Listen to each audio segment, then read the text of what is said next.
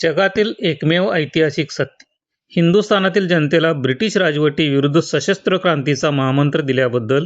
सश्रम कारावासाची जन्मठेप भोगत असताना ह्याच कोठडीच्या भिंतीवर खिळे आणि काटे यांची लेखणी करून कमला हे महाकाव्य लिहिणारे महाकवी, राजबंदी, स्वातंत्र्यवीर विनायक दामोदर सावरकर